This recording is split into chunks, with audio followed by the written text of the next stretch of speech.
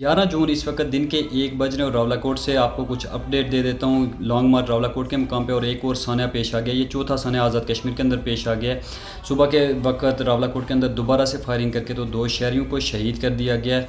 इससे पहले ये चौथा वाक़या। पहले वाक़े के अंदर सरदार उमर नज़ीर कश्मीरी की गाड़ी के ऊपर फायरिंग करके तो उनके दरीना साथी को शहीद किया गया था और उनको गोली लगी थी। दूसरे वाक़े में रावलाकोट के अंदर नहत्ते 200 लोगों के ऊपर जो रात के 11 बजे रावलाकोट के अंदर बैठे हुए थे उनके ऊपर फायरिंग करके तो वहाँ पर लाशों का ढेर लगाया गया था।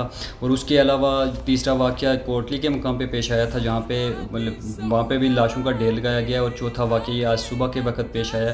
तो फोर्सेस की जानिब से कोई रियायत नहीं बरती जा रही है। और इस वक्त पोजीशन ये है रावलाकोट के अंदर के, मैं आपको कुछ अहवाल बता देता हूँ कि रावलाकोट के अंदर ये सारे काफ़िले रावलाकोट के अंदर हज़ारों लाख 1 लाख के करीब तादाद बताई जा रही है जो इस वक्त लोगों की रावलाकोट के मुहासरा किए हुआ है। क्योंकि रावलाकोट के अंदर मैं आपको सिचुएशन बता देता हूँ कि रावलाकोट के अंदर जब लाशें गिराई गई थी तो उसके बाद फोर्सेस के कंट्रोल में चला गया था और उसके बाद रावलाकोट शहर के अंदर आना जाना थोड़ा मुश्किल हो गया था। इस वक्त रावलाकोट शहर का मुकम्मल कंट्रोल फोर्सेस के पास है। तो उसके बाद कश्मीरियों ने यह फैसला किया था कि हम ये मुहासरा तोड़ाएंगे, हमें अपना रावलाकोट वापस लेंगे। तो उसके बाद इस वक्त सारे चारों तरफ से रावलाकोट को घेरा गया। आवाम की एक बहुत बड़ी तादाद रावलाकोट के इर्द गिर्द सराउंडिंग में मौजूद है और उनके दरमियान में और रावलाकोट शहर के दरमियान में सिर्फ एक चीज़ आयल है, वो है अवामी एक्शन कमेटी।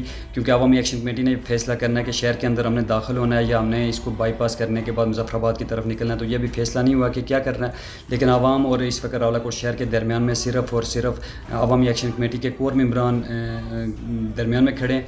इसके अलावा कुछ और वाक़यात हुए हैं। जो बाग का काफ़िला आया रात को, तो उन्होंने क्योंकि रेंजर्स ने बहुत ज़्यादा रोड के ऊपर खड्डे बना दिए थे, रोड ख़त्म कर दी थी, तो वो एक साइड पे इंतज़ार कर रहे थे। लेकिन कमाल है कि जो बाग के लोग हैं वो दूसरे रास्ते से, अब्बासपुर वाले रास्ते से घूम के, थोड़ा लंबा रास्ता है, थोड़ी चढ़ाइयाँ ज़्यादा हैं, लेकिन उन्होंने उस रास्ते का इंतखाब किया और वो भी रावलाकोट पहुंच चुके थे।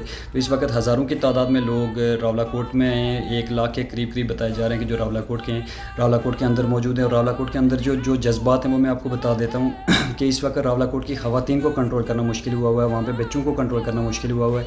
घर की ख़वातीन निकल के आ रही हैं कि जी हम पहले ही गोली खाएंगे, हम रावलाकोट के में इंटर होते हुए अगर फोर्सेस ने गोलियाँ चलानी है तो पहले हमें हमारे बच्चों को कंट्रोल करना मुश्किल हुआ। तो आप खुद सोच लें कि वहाँ पे कि मर्दों का क्या आलम होगा। लाशें गिराने से कुछ भी नहीं, कोई फ़र्क नहीं पड़ रहा है। ये जितनी लाशें गिरा दें वहाँ पे किसी और लेवल पे हैं इस वक्त जज्बात ही, कोई और लेवल चल रहा है।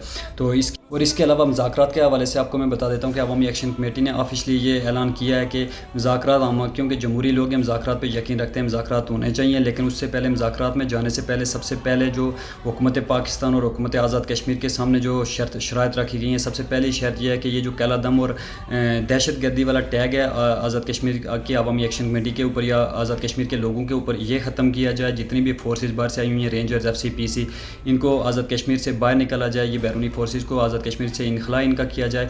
तीसरी शर्त जो रखी गई है वो ये है कि जितने भी हमारी डेड बॉडीज़ उनके पास पड़ी हुई हैं वो हमारी डेड बॉडीज़ हमको दी जाएँ ताकि हम नमाज जनाजा अदा कर सकें, उनकी तदफीन कर सकें। और जितने भी हमारे मरीज़ हैं उनको प्रॉपर इलाज दिया जाए। जितनी भी गिरफ्तारियाँ उन लोगों को छोड़ा जाए। तो उसके बाद हम सोचेंगे या हम फैसला करेंगे